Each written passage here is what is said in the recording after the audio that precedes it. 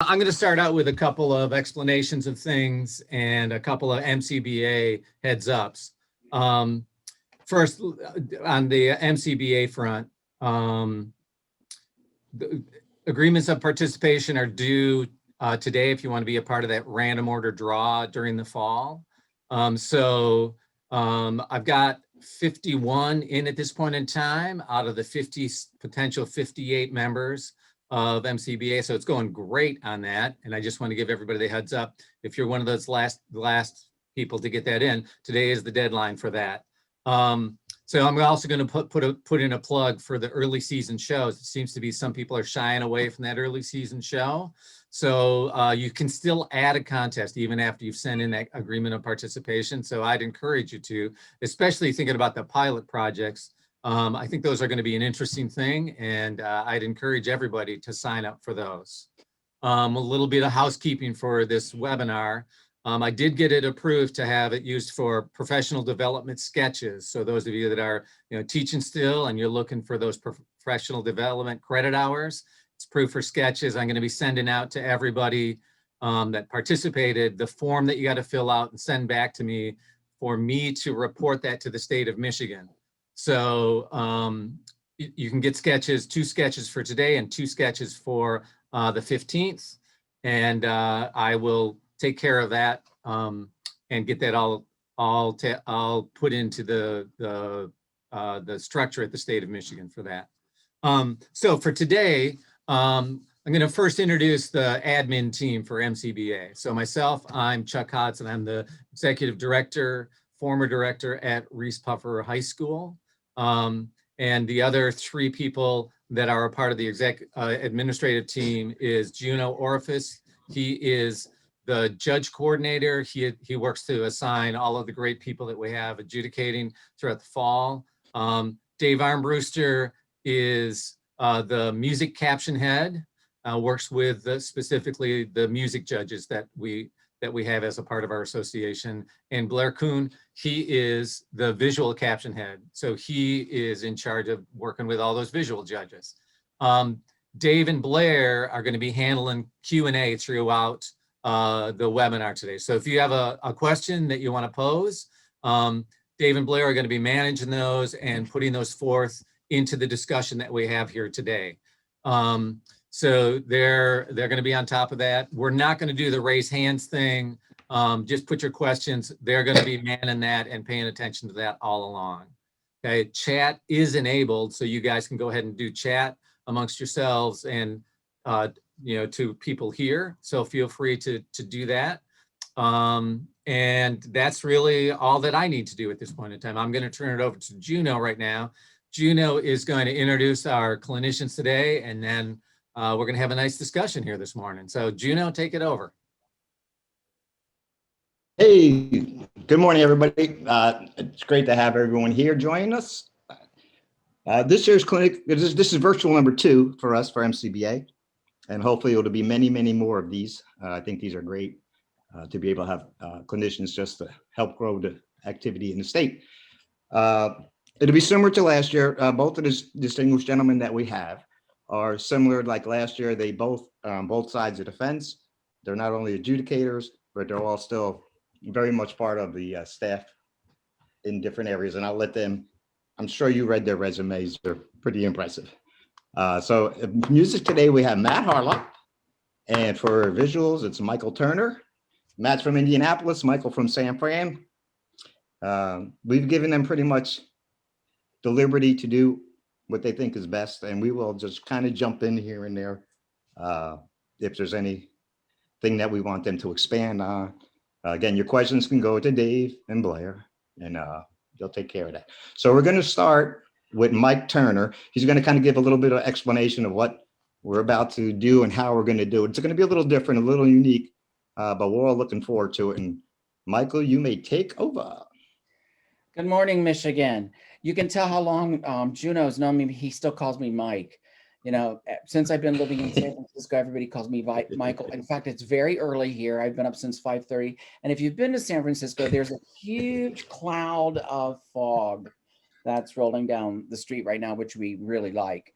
So who knew that, a year later we would still be doing this sort of thing virtually, which has its pros and cons, but we're not in a conference room somewhere. But given certainly this unprecedented situation we went through, I know that most of us have spent the better part of the past year on Zoom in one way or another.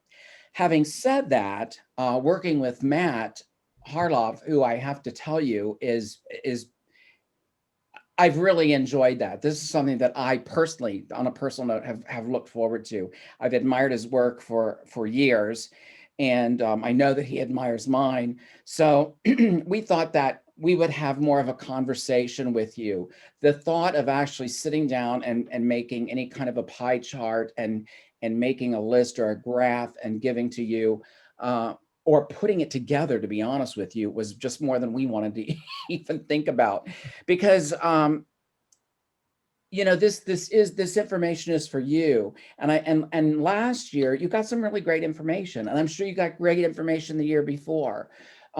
The information itself, the concepts of effect and design don't really change that much.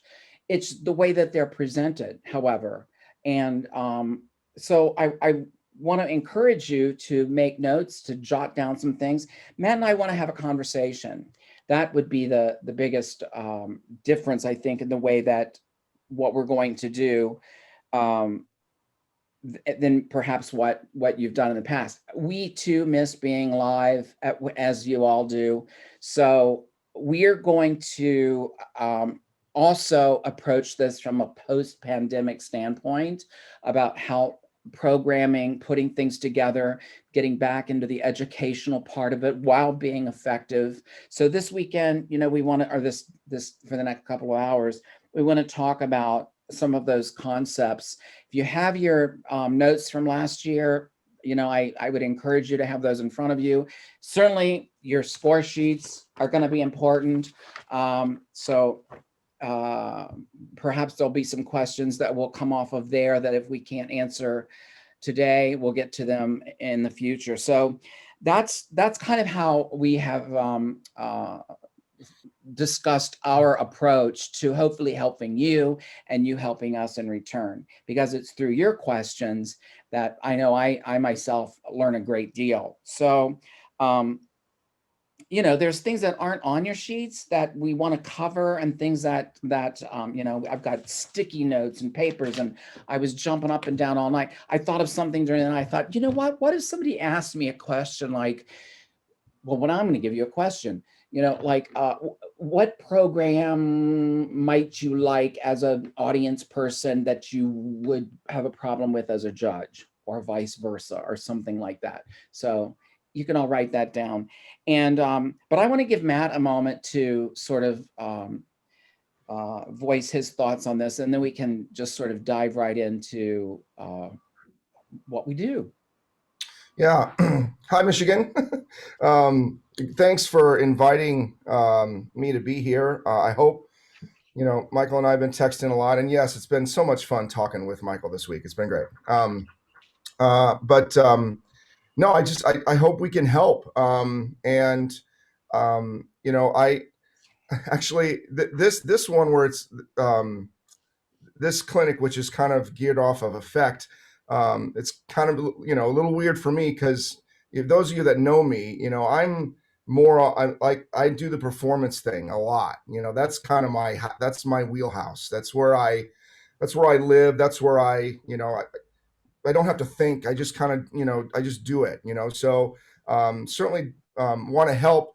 But also, I've been in with you, the directors. I've been in with you guys this whole time. So, I've dealt with hybrid schedules. I've dealt with all virtual, and we've been in person here in Indiana for this whole second semester. So I do think if there was a time for me to be a part of this, it's probably this time.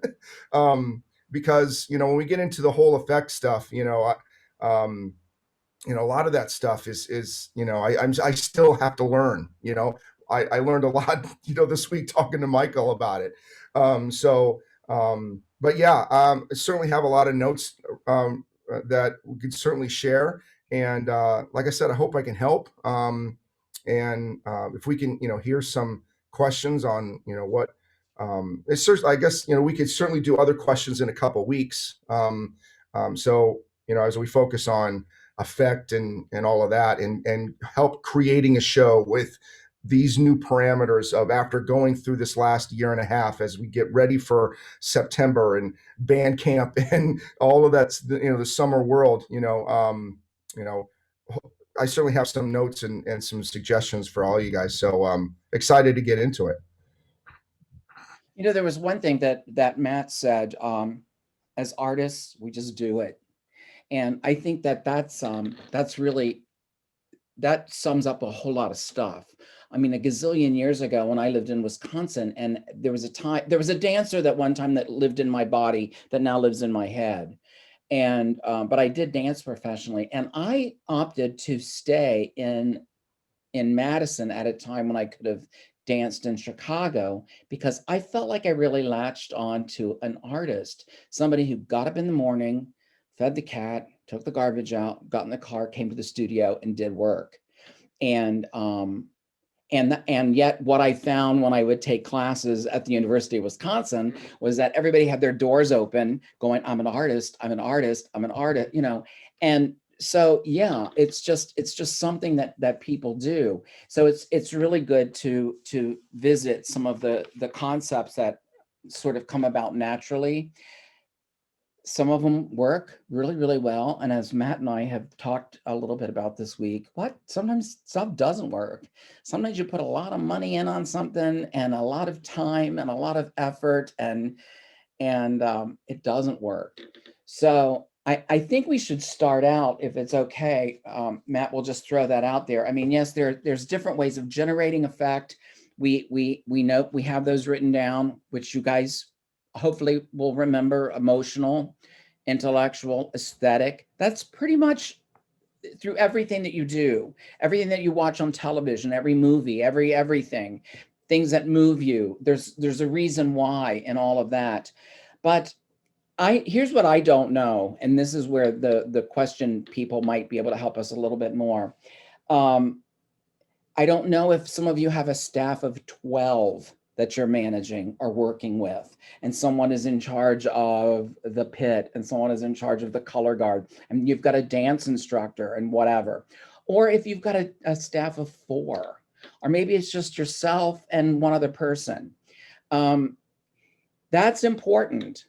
But regardless of that, one of the things, rather than giving you a graph or something, I was speaking to these gentlemen about before we went live.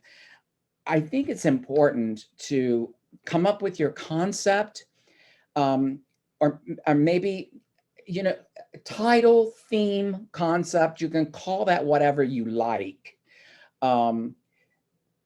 Sometimes we see more theme than plot.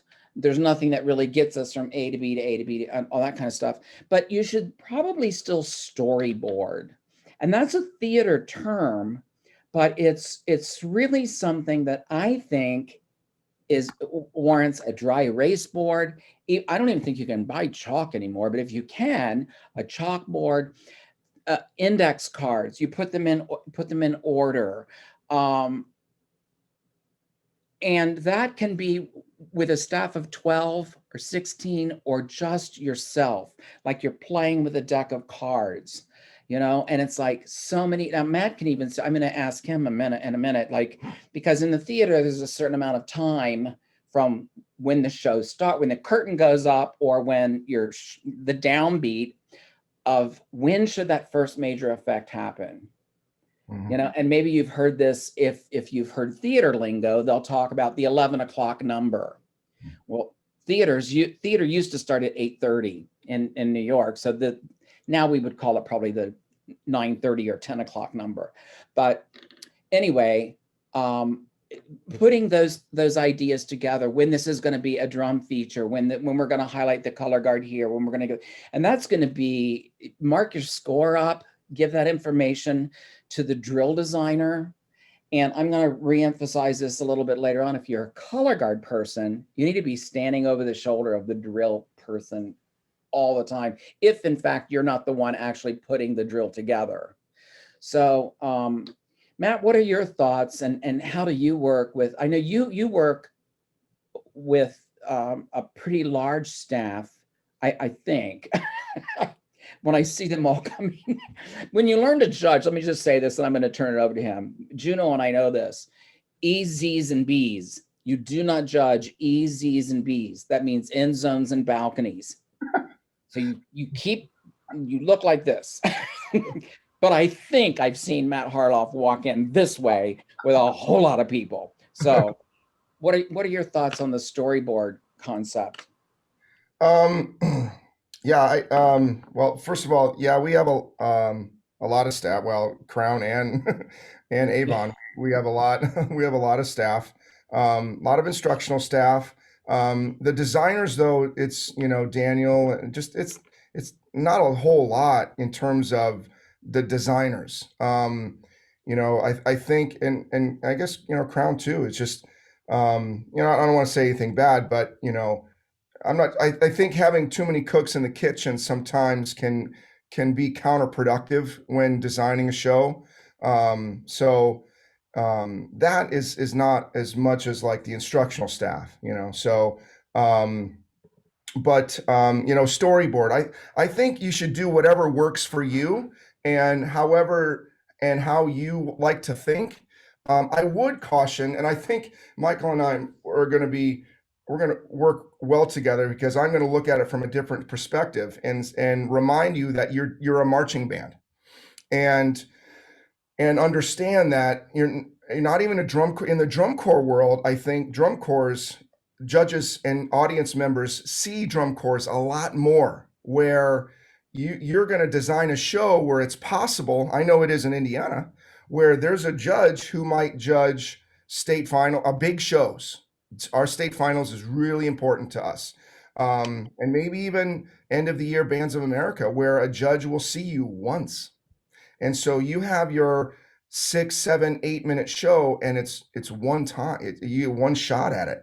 And so, in terms of a storyboard, I think it's great in terms of coordinating, like, Michael was just saying, we got to make sure that, the color guard is staged right. And here we're going to have a saxophone feature, and all of those decisions, have to be made and coordinated and all that. But, in terms of, that question, I would just, remind everybody, you're doing a marching band show. So even though there is an important triad of effect, emotional and intellectual, aesthetic, there's those things. And again, you should do what I'm going to suggest something, and I'm going to interrupt myself, so I apologize, but do what's best for your program. But my recommendation, especially coming out of a pandemic year, is keep it simple. Find a concept that is easy to understand, and you don't need cliff notes. You don't need, I'm going to love this musical and movie examples that we're going to correlate with. I'm going to talk to Michael about it as well. But, the last couple of years, when I was watching the Oscars, a couple nights ago, I went through and I said, who won the best movies the past 10 years, best picture, and have I seen that movie? It's been a long time since I have seen whoever won Best Picture. And why? I don't know. It's just not my cup of tea, I guess. Not that they don't deserve it. They're fantastic films, I'm sure. But I can't wait for the next Gladiator. I can't wait for that next movie where it's like, yeah, that's what I'm talking about. And I mean, it's easy to understand. It's easy to, and plus it's a great movie. But marching bands are not movies. We're not musicals. We are marching band shows, and you have 7 minutes to put together a show. And yes, I want you to do what you want to do, but try to keep it simple. and easy to understand. And I get it. And I know Michael and I talked about that. And I'm going to go, I'll say one more thing before I pass it back over, but who are your writers? And I'm going to talk music for a second. And the reason why I say that is because now in our world because you could have up to 3 music that's writing the musical book. You could have your winds arranger, okay? Michael Klesch is an example. You could have your battery percussion and front ensemble arranger that they have to work with. And now we have to have our soundscape electronics. You could have 3 people that write for your show, okay? You could have one person. I know a number of people that are that can do everything. And good for them because they can coordinate it all, So whoever your writers are going to be, there has to be somebody. And in the Avon case, it's Jay Webb. He takes all of that and looks at the score and makes decisions about, okay, we want this. This is the main melody. This is what we're doing here. This is what this is the focus here. Now this is going to be. It's not big picture like, hey, percussion feature or whatever. It's everybody's playing, but here's the levels that we're So there's a lot of coordination there. So when it comes to, we could talk about I think we're going to talk about pacing and all that stuff later, so I'll wait for that. But when it comes to your writing, and who is doing the writing, especially coming, with your show and all of that, there's a lot of things to think about in terms of coming up with an idea, coming up with a thought, how that coordinates with possibly your 3 writers. So yeah, I'll pass it over to you, Michael. I'm not sure what you thought about my. Actually, We do have a. I made a note, Matt. Do what's best for your program. I think that's great. And I think that's a great starting point because we have to talk about inspiration. How do you start? What's the first thing you do? And I think that's good. What's best for your program. And what do you like? What do you do well? I wrote the word inspiration down. Years and years ago, someone asked George Balanchine, Google him if you don't know who he is, what inspires you? And his answer was necessity. I have season ticket holders.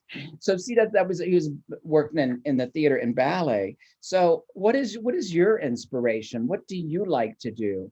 And again, piggybacking on what Matt said, and then knowing your time constraints as a band, and what you want to say and what you want to do and what your kids are going to, I'm going to try not to say kids. I hate it. I hate saying that. What your performers are going to relate to, is something that you want to pay attention to. Can you do Les Miserables in 5 minutes, or can you do The Wizard of Oz? And if you can, please do it differently than it's ever been done before. Do you want to be literal with any of those kinds of things? Or do you want to you just like the tune? You just like the tune. I think, Matt, you guys did you pulled a piece from a musical. Yeah. But yet you didn't do it like it was done on Broadway. So see that's a whole possibility. So probably before you do anything, you need to know who your audience is and know who your audience is going to be for this year coming up. Are you going to be focusing on competition as you have been, or more of community? Maybe, I'm thinking if I was involved with some of my drum corps friends south of here, maybe it would be, let's do more parades. Let's reconnect with the people around us in our neighborhood. Let's work on educational things. Let's field something. Let's put something out there to see, but let's work on the education and the training, and let's do fundamentals on Tuesdays, but yet let's have something that we can actually present on the weekends. Because I know this, There are people that want to see you and they want to hear you. And the band program is important. It's so important. So I think, you know, knowing your audience is going to be vital. Hey, So- Michael, we do have a question. Perfect. We have a question from someone who asks, how much does entertainment play into your choice of a concept, which may be, you know, more entertainment versus an aesthetic or a artistic endeavor? How important is entertainment? And that may play into what you're talking of right now about re-engaging with the audience. So I think it is. I mean, what entertains me, well, Matt just talked about it a little bit, the Gladiator thing, you know, when he was talking about that. I haven't seen any of those movies, but I too haven't seen, I did see No Man Land. I did see that. I saw that picture, that one this year. Only because I was house sitting, there was nothing else to do. But you know, I think the entertainment factor of whatever you're doing comes about from one of those things that we talk about in creating journal effect without you even knowing it. What makes you feel a particular way when you see something or hear something? What makes the short hair stand up on the back of your neck? Is it important? It is important to judges, especially journal effect judges. You know, that they're going to be looking for that, but it doesn't always mean loud. See, sometimes it's so funny because I was talking to my mother. I still have her, thank God. She's 83, but I was telling her about doing this thing. And I said, you know, Matt and I we're going to talk about color, because I know color if I go fabric shopping, but he knows color when I talk about music or when he talks about music. And my mom, bless her heart, she said, yeah, when I hear something soft, I see blue. And when I hear drums, I see orange. Well, that's coming from my mother, but you know, it's a combination of all of those things, to be honest with you. It's bringing the color, the staging, the music. It's entertainment is a moment when everything comes together and works. It's when all of the parts sort of work together. And Matt, you've had some great successes and some maybe that didn't work. I think entertainment plays a huge role in the design. And because for many reasons, but certainly for the performers. You know, with Avon, you know, we don't really program and we don't ask ourselves, I should say, what will win. We don't do that. What's going to get us more points? It's more about, we want the kids to feel like that what they're doing is the best thing ever. You know, we want them to feel like, you know, rock stars. And then Michael just said it, the community. 90% of your year is performing for your community. And I'm not saying let's do Louie Louie for your competitive show. I'm not suggesting that at all.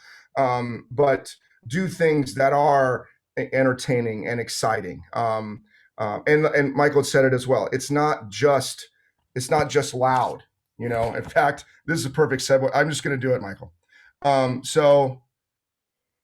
I share my screen?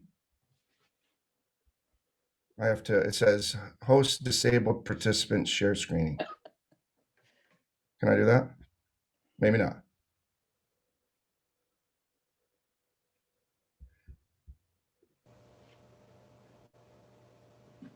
Okay, maybe we Chuck, can do. did you hear him? Chuck, you're about sharing the screen? I got it. Okay, so check this one out. Cool. I got it. Here we go. So here's an example of entertainment that is not volume. Crown 2009, if you don't know. I'll do this so you can see it better.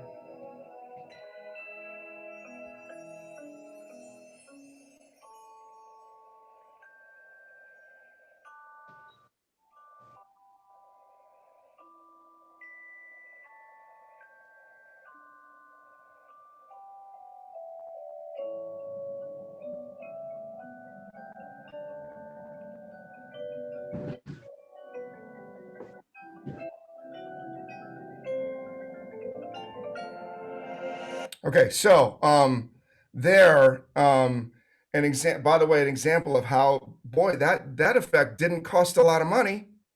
Hopefully, if you have a piano, keyboard, or something, didn't cost a lot of money, wasn't volume, and we were at that point made that whole audience not say a word. That's entertainment. That's awesome. But I do think entertainment is, and by the way, it happened to be something that's, you know, people know that music, and so that is a part of it as well. You don't have to do something that is well known, like, When You Wish Upon a Star or Somewhere Over the Rainbow, but I do think entertainment plays a big role in designing designing a show and doing something that is entertaining. Like I said, at Avon, we don't really, talk about, what will the judges like. We talk about what we want to do and how our kids are going to feel great. We make it relevant for the kids and make it entertaining for them. So we don't program to what will win. We program for what will raise the roof. So yeah, I mean, You know not what I liked about it that. hasn't worked lately, but Well, what I liked about that piece that you just showed is that it was entertaining for me, but it was also intriguing. I mean, I was following it, Yes. I was watching it, it was pleasing. Um, the color. Now, I don't think I would have liked that as much if they had been dressed like what we think Tony and Maria would have been dressed like in the movie and the movie that's about to come out. Um, so I think that whole idea of intrigue, which was on your guys, it was on your PowerPoint from last year, the idea of PowerPoint or of intrigue. So I wanted to watch where it was going, and they used in that piece that he just showed there too, sculpture and texture to create heights and weight sharing and those sorts of things, which are great tools for you to use. Shapes are great. You do not have to be vertical all the time. And and you can still play, and we're probably going to need to have Matt talk about this a little bit at some point about doing additional body movement and stuff.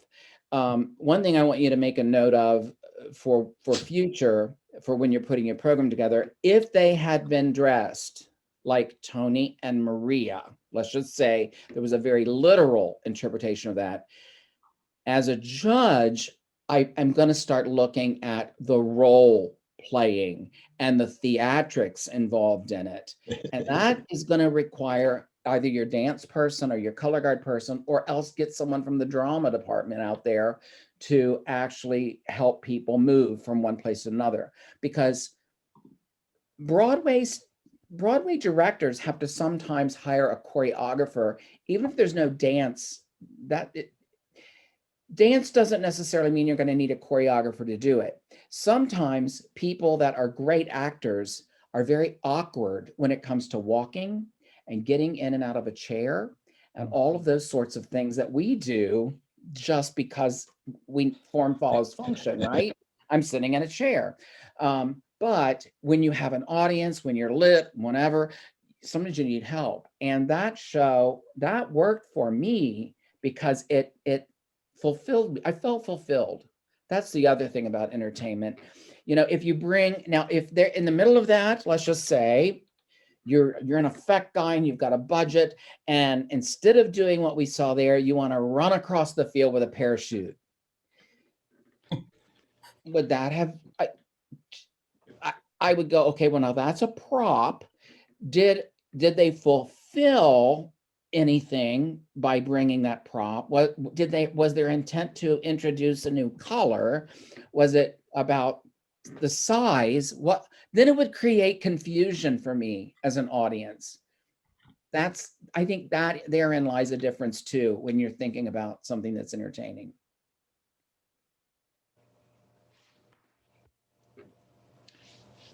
Yeah, and I'll just jump on here quickly. We did add entertainment to our sheet, kind of like when DCI kind of changed from being what they were into more like, hey, we gotta, we have an audience out here that we have to think about as well.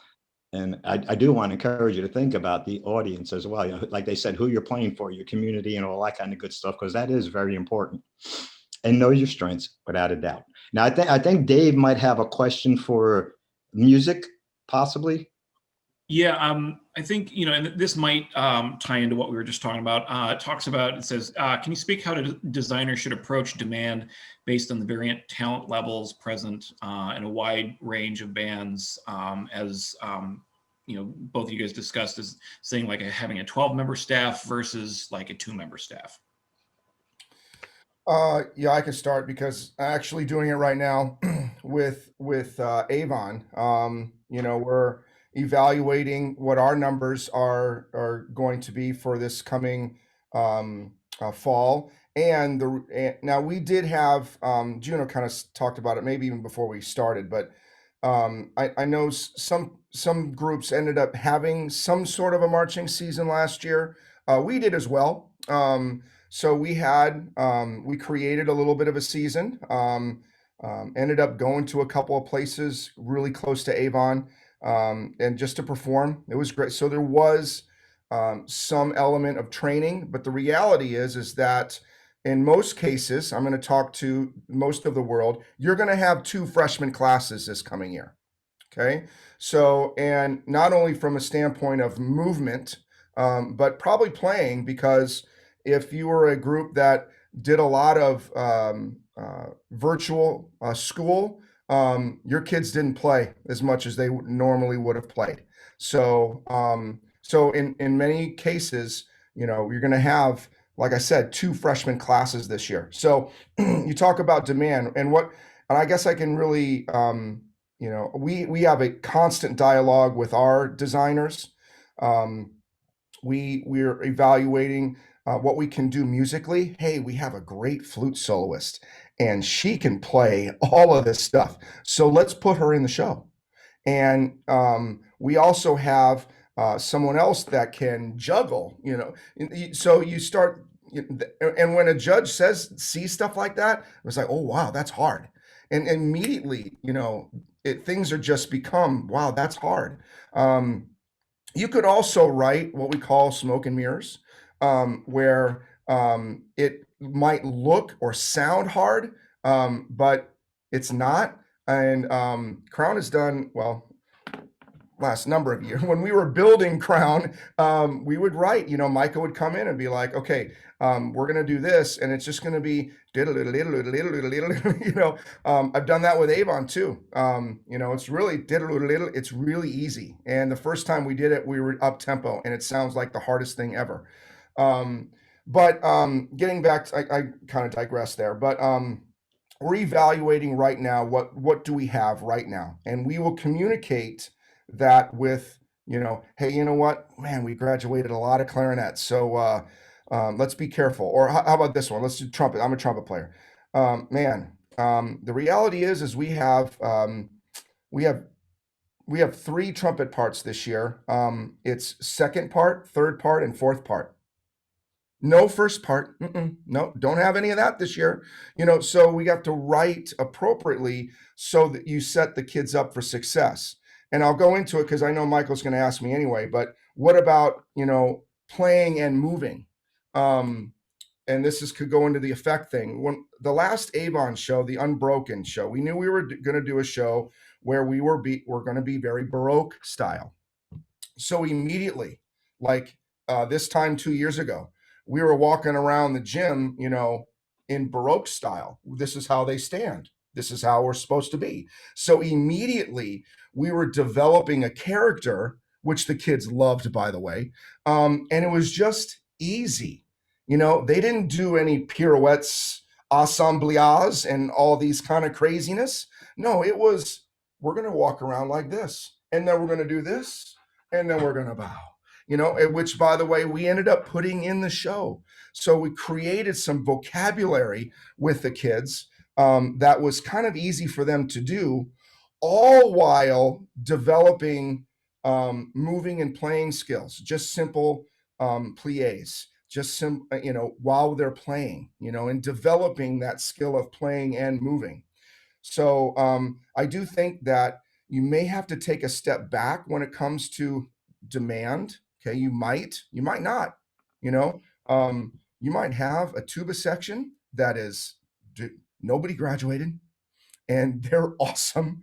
And let's do a tuba feature this year, and we'll try to have them stand on one leg.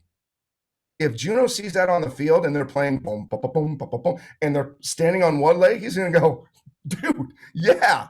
So, I mean, things like that, you probably, work into your show. But again, to try to answer the question, I hope I'm answering it, but constant dialogue, we've started that with our designers.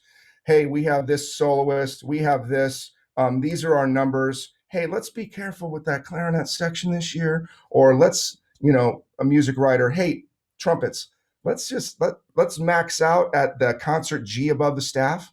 Let's not go any higher than that. Oh, I'm sorry. I'm going to say one more thing. I apologize. The other thing that's really important that helps Avon is that when we try something and let's say it doesn't work, Michael kind of mentioned that, where it's, hey, this is too hard. Well, rewrite it. I rewrite that. It's like, hey, you know what? This is a little too high, or we try to do this technique feature and man, we tried it just didn't work. So let's do this with it. And so the kids can be successful with it. Or, hey, we tried to do this. And we do that a lot at Crown, where it's like, hey, let's try to do this while we do this. And, in spring training, we'll try it and we're like, that didn't really work out. So let's do this instead. It's still hard. It's still awesome. It's still cool. You're just going to be able to be awesome at it. So don't be afraid to rewrite. We do it all the time. So the one Matt, thing, go ahead. Could I ask Matt something real quick, Mike? Of course. Matt or Mike, either one of you can answer this one. When do you reach that decision? Like, okay, I don't think this is gonna work for us. Like we thought, because some people will keep it in the show and try to, make the dog pretty if they can. But like, when do you say, hey, listen, my kids aren't going to achieve this, and we're going to do something we can achieve? I'll answer first, Crown, because some people might want to know that. Spring training. We don't want to come out and all of a sudden, I'll dog him because he's my brother, Dean. So our wind symphony is doing Gavorkna fanfare. And so there's the and so Dean marched the 92 Cavaliers. They won, so I can dog him. So he marched the 92 Cavaliers. He marched that year. And he comes in and he goes, do you realize that at the end of that opener, they changed the part to meh, meh, meh, meh. And he goes, they changed that the week of finals. I go, oh no. So we laugh about it. And of course he says, and Gary Markham was judging that night and he goes, oh, really? Seriously? You just did that? So, take that for Crown. We don't really want to come out to the point where it's, the first show and then first season and all that. And have it be so hard that it ends up changing where people realize that it changes. So that's what we do in Crown. Now let's talk about Avon. I would say when the season starts. So we'll try something, and if we really want to invest and say, let's really try to develop the skills, let's really try to do this, then we will do that and really work on it through the summer, through August, and then when we're into September, the first couple of shows, and it's like, man, this really isn't going to work out. We'll adjust it. And then as the show is written, and in the marching band world, I'm not sure what you guys do, but in Avon, like we'll get our closer in September. So we won't even go there. It's like, you got to be able to be strong right away because you're only going to do the closer for a month. So we got to be good at it. And my goal is to never have a judge say, oh, you must have just learned this. You just put the closer out there. Boy, are you weak. I try to not have them say that. So when it comes to the closer, we probably won't try anything crazy unless we know we can do it, So But that would be the answer. Opener stuff. Let's try to get that down by Labor Day. So There were a couple. You made a couple of really good points there. And this should give you some idea, or this will, not should, an idea of where I get a lot of my inspiration and motivation as a choreographer, but also as a judge, from what I read, from what I watch. But probably like in the early 80s, I remember that Chita Rivera was in an automobile accident in a taxi cab, and both of her legs, she thinks of herself first and foremost, going back to the West Side Story thing, as a dancer. And I know the Tony Awards that year, which were always on like the first weekend in June, they rolled her out on a road box, and it was like put on a happy face. She was singing that song, and then she was in a cast. I mean, she was in a cast. About 9 months later, she went on the road in the show Can Can, and I was reading about her being interviewed. How can you do this? How can you just got out of these casts? And her answer, which goes along with what Matt just said, was, I don't intend on going out on stage and showing people what I can't do. I'm going to go out on stage and show people what I can do. And then, but to go back to the original question about demand, I look through your sheets. It doesn't really appear as a point of comparison. And you've got a lot of points of comparisons on your sheets. And we've taken them off of a lot. We've taken the word demand off of a lot of the WGI stuff. Like Juno and I know Marcy's up there somewhere, and we have to be, and a lot of other people, I don't mean to just, we have to be careful by not looking at someone when I look at a dance move and go, wow, that's really difficult, because we have associated demand with being hard. And sometimes some of the hardest stuff can be some of the simplest stuff.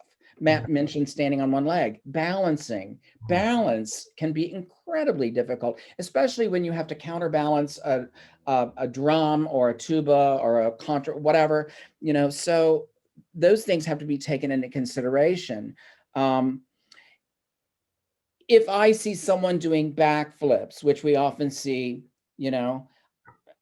I know, but I'm not going to say this as a judge, or, okay, that kid probably did it somewhere in the gym, and the color guard person or whoever said, how about you do that from there to there, which is fine. And I typically go, yeah, that gymnast knows what they're doing. I'm not going to watch them. That's great. From an effect standpoint, I would say, did that movement propel your show forward at all? Or did you want me to just look at that person doing it because they could? It's sometimes like, you've all seen this a gazillion times, where there'll be a girl or a guy that will grab their heel and pull it up here and stand there for a second. Yeah. And then they put it down. And I always think, you know what? If I could unscrew my head and hold it under my arm for a moment, just a moment, and then screw it back on just because I could, would that be an effect? So, you have to think about those kinds of things. With everything we do, and we should say this really fast, probably before we go on any further, because on all your sheets, I refer to your sheet as a judge and as a designer, we're talking about what you're doing and how well you're doing it. Those are the two fundamental things that we talk about. And whether it's simplifying the part, which is going to affect the performers, are going to feel so much better about being able to do it. They're going to come through for you, and for the audience and for the world in a way that you didn't even think was possible. And when Matt was talking about, this is why I just wanted to briefly touch on this. We talk about what and how. I think, and I have said this, maybe I get away with it when I use the word why. I think using the word why as a teacher and making sure that the performers know the motivation behind that really helps them when it comes time to perform it. Matt was talking about Baroque. There's a reason why. There's a reason. I just said it. Why? Well, the women, for one thing, were in a corset all the way up to their neck. They couldn't move. They could barely breathe, let alone do much. The men's coats, the arms were cut in the coats so that their arms were way back here. They couldn't work in a shoe store because their clothes kept them in a certain way. So that's where like you might want to explore movement or dance history a little bit, because there's a reason why when you're doing period pieces and things that people moved a certain way. Can you break that mold? Of course you can. You can always, but make sure you're doing it well. Back to the what and the how. If you want to do something and be different about it and do it a different way, just make sure. I use the word coach a lot. And it's teaching. It's what band directors do. And one of the things that I told Matt, and then I'm going to throw it back at him, was I oftentimes, when I'm talking or teaching either about a dance combination or a color guard combination, articulation. When people are doing phrases, you need to articulate. Who knows more about articulation than band directors, than music teachers? And oftentimes when those people say, I don't know anything about color guard, I don't go near the color guard, I'm thinking, I need you, because we need to work on the articulation of this phrase. Help, you have no idea how much help you can be. So demand is something that I am aware of. When I see people doing particular, I'm not even going to say them, particular movements, I refer to them on Judge Talk as compound movements, because there might be 3 things that they're doing. I'm not going to talk about how difficult it is, because sometimes the reason that we took it off, I'll just give you a little bit of history. The reason we started taking it off of WGI sheets and I think maybe DCI and I don't know, some of the other sheets, is we never knew what physical shape people were in when they were doing particular things. And, you don't want to, if someone had some sort of a physical issue that kept them from doing the backflip, while you've got 30 people doing them, which I've never seen yet. I don't know what's difficult, what's hard for one person may not be hard for another person. That's the gist of it. And I talked all around this screen to get right back to that. Quickly, first of all, a point and then a question. I know here in Michigan, we use more terminology for, instead of demand, we'll use, like you're saying, compound skills or simultaneous responsibilities, not necessarily the difficulty of it, but the layering of skills. But a question, and this goes back a bit more to what Matt was talking about analyzing your program when you can make adjustments. Can you speak a little bit to the importance of early exposure of the program?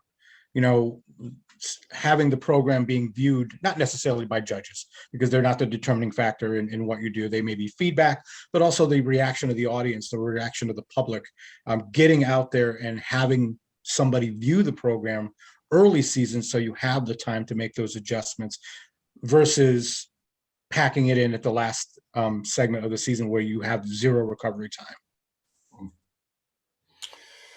Yeah, well, I'll start with that. I guess at Avon, we set our schedule out. We actually we like going out kind of early. Maybe not the first weekend of, like right after Labor Day or anything, but, right after that, we will go out and, man, I remember some years we would literally have a minute and a half of our show out there. We've done that before. The show that comes to mind is the Equus show. That show was so hard, and it was mostly hard because of the tempo. But Mike was talking about demand. He's so right about how there's different types of demand. Coming in soft is one of the hardest things we do in drum corps or band. and having those exposures is really, really hard. But I'll get back with the coming out early and all that.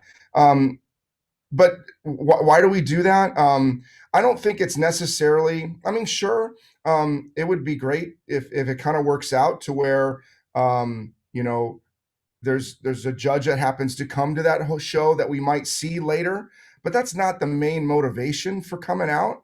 I think the main motivation for coming out is for the kids to get on the bus and actually do a performance.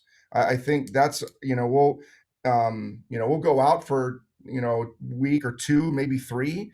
And then we might have a bye week where we're going to, either maybe take the weekend off, but actually for us, it's really finish the show. So there's that element of it, but yeah, I think it's a good idea to go out early to kind of get, hey, this is kind of where we're going. Maybe there's a critique at your show, and kind of explain to Juno or a Michael Turner, hey, I know the guard costumes aren't there yet, but here's what they look like, and this is where we were going. I mean, what do you think about that? Do you think that's a good, there's another thing you could do. I mean, but let me interrupt myself by saying that I think those things are very, very valuable. And I think all of those judges would want to help you. There's no doubt about it. And sometimes it might be, you're in trouble. And you might want to consider doing this. It'll be hard to hear, but like Blair just said, better to know that now than end of October, where maybe you can make an adjustment. And I've seen bands do that. We've done that before with Avon. It's like, all right, this is not working. We need to change this. And we've done that and ended up being successful. So better to know that early, absolutely, than to find out late and then you're stuck and then it is what it is. Like, hey, we're not going to change it now with 2 weeks left. We're just going to try to make the kids feel like $1 million. So I'm not sure if Michael wants to talk about that.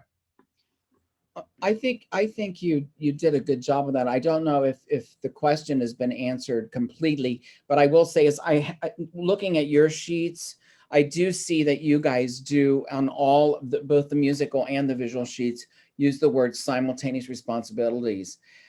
We've morphed that in some of the other activities in DCI and WGI, and we call it layered responsibilities. I don't see that much of a difference. I don't, really.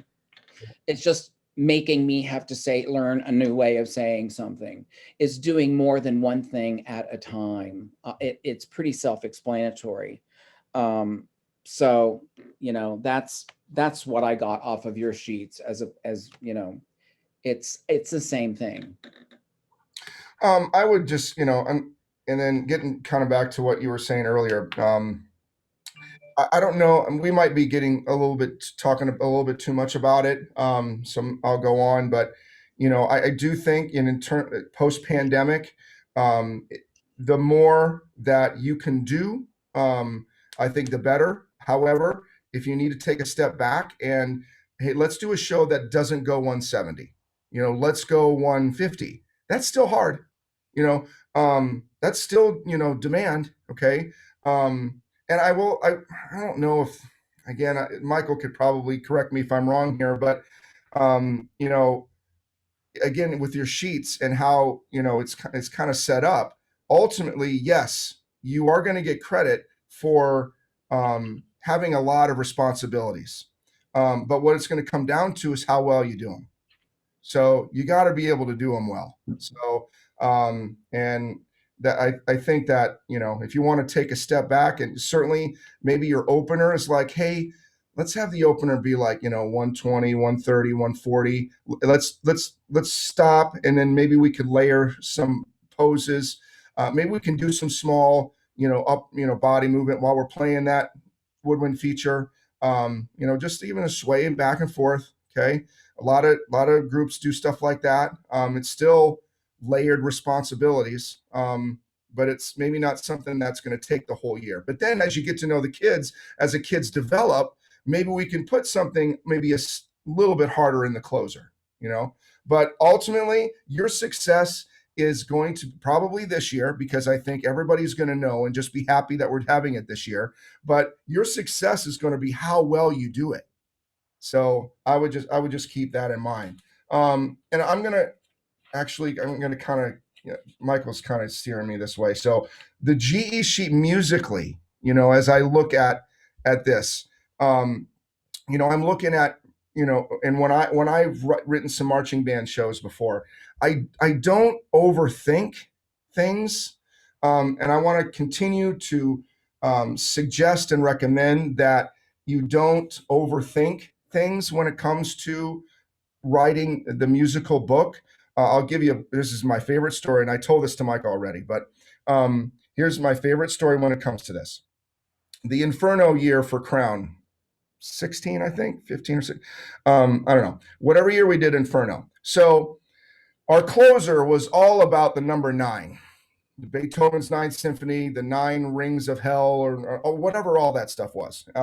Leon had a bunch of 9 symbols out there. It was all about 9. Okay. And so Michael Klesch, we put the ending on, and we had a long last note. And halfway through the long last note, Michael added the 9th in the chord. So, I started laughing at him, and I was like, dude, I will buy you Ruth's Chris dinner if there's any judge that says, oh, and you put the 9th in on the last chord. It just all makes sense. 9th Symphony, blah, blah, blah, blah, blah, blah, blah. No one ever said it. So I got the Ruth's Chris dinner because no one really got it.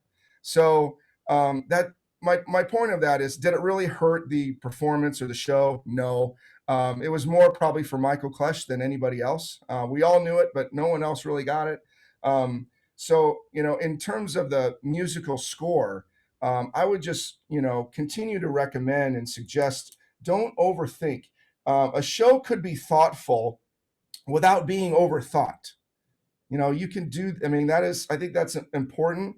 Now, when you look at the effect, I think variety is important, and when you make choices like, hey, fast, slow, fast, that's your basic, marching show. That's variety.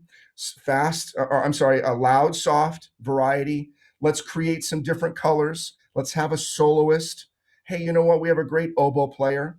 We have someone that can play recorder. We have someone that can play the harmonica.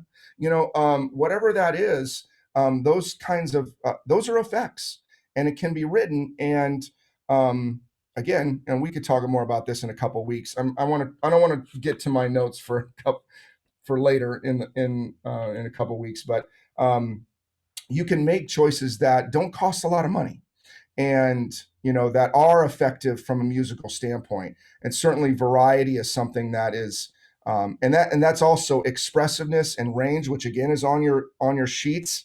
We talked about coordination earlier, but and the other thing here is creativity. Simply by analyzing the strengths of your program, you can be creative about how you write the musical score and all of that. And it's still, and that's all of the top part of your sheet. That's the what. And I think a lot of groups are, and directors, I'm director too. I worry about the what, because I think I can get the kids to do the how. Once it's written right, I'll get the kids to do the how. But let's worry about what we're doing. And, especially for this coming year, I would recommend not overthinking it and trying to think of different ways to be creative, find different sounds, have variety, within your program. And I think you could be really successful with that. So Juno, who asked that question? But I have a question for Juno. And it was about, this is Yes. a question to Matt. Okay, Juno, you're a judge. I know that. As we judge, we have to constantly keep ourselves learning and learning and learning. If Matt Harloff puts an elephant on the field, okay, I have to somehow know whether or not it's important to point your feet when you get on and off of an elephant. Probably it's not, but I'm going to have to make myself know that, because sometimes that's what directors and choreographers want me to know. But Matt, I have a question for you. That ninth thing, which I have no idea what it was. Mhm. Did any of your competitors, did anybody else get that? I don't think so. I mean, no. Okay. So, so we're not stupid as not, I wouldn't have. Okay. Well, that would, was it, Neat. I mean, that's was it before creative. overall effect? But it may have been when it was music and visual effect. But it may have been before the overall effect thing happened. But ultimately, I think Michael wanted, those kind of the effect judges with music backgrounds, or the music effect, to kind of notice that. So So I can But- cross that off my list of having to know what a night.